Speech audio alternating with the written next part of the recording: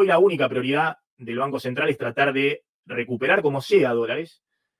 porque está totalmente pelado el Banco Central y los dólares que pueda recuperar básicamente no están destinados a sostener ya nivel de actividad. Como les decía, el cepo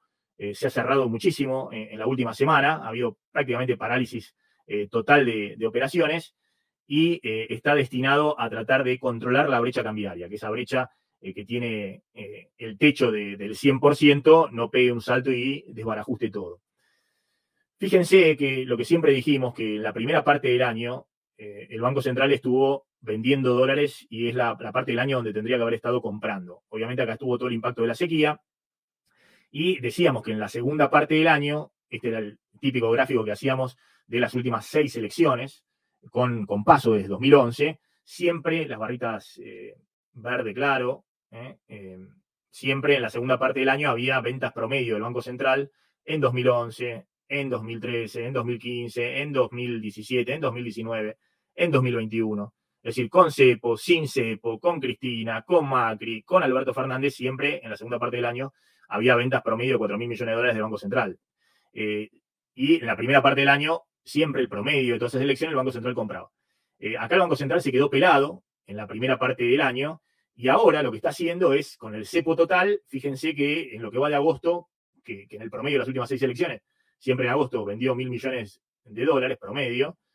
viene recuperando reservas. Pero esto lo está haciendo gracias al dólar agro, pero fundamentalmente con el cepo total a las importaciones, es decir, con un costo alto desde el punto de vista del nivel de actividad y de los precios. El Banco Central está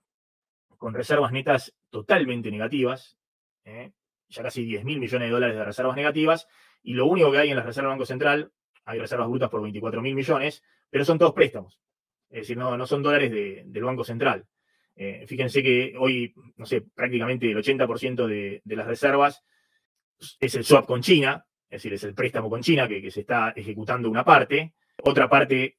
son los encajes en los bancos, es decir, la parte de los depósitos privados en dólares que se contabilizan como reserva, y después están los préstamos del Banco Internacional de Basilea y ahora los 1.000 millones que se suman de la CAF, que también es un préstamo de corto plazo hasta que apruebe el FMI el desembolso y se le pueda devolver también a la Corporación Andina de Fomento. Y después también está CEDESA, contra la cual también se están haciendo préstamos para usar los dólares que tiene el Fondo de Garantía de los Depósitos en Pesos. Y ha habido una polémica que no me quiero meter con el tema de las reservas de oro, que han bajado de 3.900 millones a unos 3.500 millones. Ahí faltan 400 millones de dólares de reservas de oro, pero el Banco Central suele hacer, esto era unos días antes, que había 3.975 millones de reservas de oro, ahora hay 3.469, pero suele hacer distintas operaciones de repo con los certificados de oro que tiene en Basilea o en Londres para conseguir liquidez de corto plazo. No me parece que sea hoy algo relevante. Lo que sí es relevante es que las reservas netas están con 10.000 millones de dólares negativas y eso también presiona sobre los dólares libres. Es decir, todos ven que no hay un solo dólar en el Banco Central, al contrario, tiene deudas por más de 10.000 millones de dólares y todavía hay muchos pesos que pueden correr al dólar. Esto es lo que les decía, el Banco Central ha incrementado la intervención en la brecha cambiaria al final del día con dólares genuinos, y este cálculo actualizado últimas 3 semanas está cerca de los 400, 500 millones de dólares, básicamente para poner ese precio de oferta del dólar MEP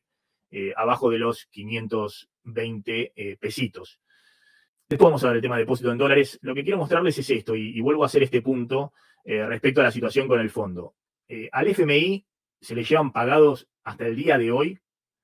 entre los pagos de capital y pago de intereses. Fíjense que ya ha sido las últimas veces, por ejemplo, en junio se le pagó casi 2.700 millones de dólares. Esto se pagó en junio con 1.700 millones de dólares que había de DEC en la reserva del Banco Central, derecho especial de giro, y 1.000 millones de yuanes. En julio, que es lo que se pagó el último día de julio, el 31, se pagó con 1.700 millones de dólares de yuanes y el préstamo de 1.000 millones de dólares de la Corporación Andina de Fomento. Y el último pago de intereses, que fue al final de esta semana que pasó, como bien les decía recién, se pagó con el préstamo de Qatar, o el préstamo de los DEC por parte de Qatar. Es decir, se ha juntado de cualquier lugar, tratando de buscar otros prestamistas y no caer en mora con el FMI, pero al FMI se le llevan pagos más de 15.000 millones de dólares en el año, que si uno lo netea con el único desembolso que hizo en el año el FMI, que es este de marzo, de 5.280 millones de dólares, da como resultado que al FMI se le llevan pagados neto del desembolso más de 10.000 millones de dólares. Y yo creo que esta situación lo ha dejado al gobierno totalmente en una situación de vulnerabilidad muy grande, porque el FMI, en el año de la sequía, donde tenés 20.000 millones de dólares menos de exportaciones, el prestamista a última instancia no solamente no te presta un solo dólar fresco, sino que le llevas pagado neto del único desembolso que hizo, más de 10.000 millones de dólares, 10.250 millones de dólares. Y ahora te dice que el 21 o 22 de agosto, después de las PASO, te puede desembolsar esto, 7.500 millones de dólares más o menos. Yo creo que esto va a depender del resultado de la elección, ¿no? Porque claramente si la oposición hace una muy buena elección y el gobierno queda con pocas chances rumbo a octubre, y vamos a ver qué hace el Fondo Monetario con este desembolso. Que en todo caso, además, creo que previamente requiere medidas adicionales después del 13 de agosto. Que el paquete que se anunció hace 2 semanas fue la primera parte y ahora vamos a ver, falta la segunda parte de ese paquete después del 13 de agosto. Que algunos están pensando que es una devaluación, un salto de tipo de cambio. Yo creo que el gobierno se va a tratar de plantar, Massa va a tratar de que sea otra cosa, no el salto directo del dólar oficial, porque eso sería el game over en estas condiciones, donde una devaluación del tipo de cambio oficial, más allá de la discusión de cómo están fijados los precios,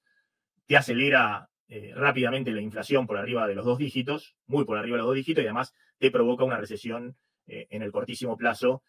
fuerte. Y yo no veo que el gobierno, que ha aguantado como sea, esté dispuesto a aceptar eso justamente entre septiembre y octubre, que es cuando se va a la elección general. Ahora vamos a ver igualmente las medidas que se van a tomar. Provoca ese mismo efecto en cámara lenta. Ya lo hemos visto en las últimas 2 semanas, se acelera la inflación y hay problemas con el nivel de actividad, empieza a enfriarse, pero en cámara lenta, y ese va a ser el camino después del 13 de agosto. Bueno, ¿cuáles son las nuevas medidas después del 13 de agosto? Creo que van con una suba del impuesto a las importaciones, alineando todo, no ya al 7,5, sino al 30% del impuesto país que tienen los bienes suntuarios, por ejemplo, que eso vaya prácticamente para la mayor parte de las importaciones, exceptuando algo mínimo, porque de hecho ese 30% que hoy está para bienes suntuarios no se está aplicando, porque todos los bienes suntuarios, yo daba el ejemplo de autos de alta gama, más de 40.000 dólares y demás, hoy nos importan al tipo de cambio oficial más 30%, es decir, no se importan a un dólar de 340, 350, sino se importan a dólar billete. Y eso ya está todo blanqueado, ¿no? El gobierno dice, bueno, esto no aprueba una sola CIRA, salvo que la terminal ponga dólares billete en la cuenta para transferir al exterior y ahí se aprueban a dólar billete. Entonces, hoy hay muy poco que esté a un dólar oficial más el 30%, ¿no? Y creo que la opción es, o tienen que devaluar, cosa que el gobierno se va a resistir y Massa, principalmente siendo el candidato, no lo va a aceptar o va a tratar de evitarlo, y el canje respecto a eso es subir más fuertemente el impuesto a las importaciones. Es decir, que sea nuevamente una devaluación fiscal más agresiva, que obviamente va a impactar sobre los precios adicionales a lo que ya impactaron las últimas medidas y que también va a impactar sobre el nivel de actividad, porque la receta en estos casos, que es lo que ha tratado hasta el 13 de agosto de evitar el Ministerio de Economía, es un ajuste de nivel de actividad para que caigan las importaciones, para que se ahorren dólares y el Banco Central pueda recuperar el equilibrio o pueda recuperar reservas. Entonces, la diagonal nuevamente va a ser más devaluación fiscal, más cepo importador, cierre total, y a bancar con eso, con los dólares que termine de recuperar el dólar agro hasta el 31 de agosto y después un soja 4 posteriormente, que ahí pueden entrar 2.000, 3.000 millones de dólares, a bancar la brecha hasta octubre, tratando de que la brecha no se dispare muy por arriba del 100%. Ese es el esquema básico, no hay magia, y el resultado va a ser, bueno, una inflación que se acelera, pero que no se espiraliza, se acelera, se aleja obviamente del 6%, incluso del 7%, puede estar más firme dependiendo también que pase con la carne, que pase con los alimentos, que la carne tiene una ponderación muy grande, puede estar en el 8 o más arriba del 8%. Una actividad que al shock de la sequía y lo que estamos viendo, que hasta ahora son todos números de recesión por el campo, empieza a enfriarse también en otros sectores. La pregunta es cuál es el impacto a nivel de empleo, ¿no? Y una situación donde la van llevando con un dólar oficial que queda como testimonial y un dólar efectivo que va a ser mucho más alto para importaciones, y que eso va a generar, bueno, tratar de acercar recursos para cerrar la brecha fiscal. De hecho, yo les venía advirtiendo que el FMI claramente le ha dado un ultimátum al gobierno también con el tema de la CIRA. Por eso solo se explica el parate total en autorizaciones de CIRA la semana pasada,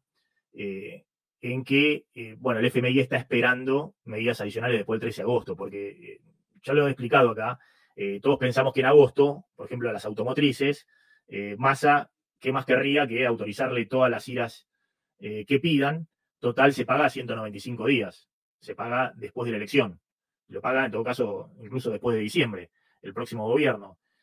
Pero bueno, el FMI obviamente está viendo la deuda comercial que hay con proveedores del exterior de más de 13.000 millones de dólares y también les dijo basta de hacer esta manganeta de mantengo nivel de importaciones, total autorizo importaciones que se patean para adelante el pago y que van acumulando deuda comercial, como se acumula la deuda también con el pago de yuanes, que es un crédito del Banco Central de China, ¿no?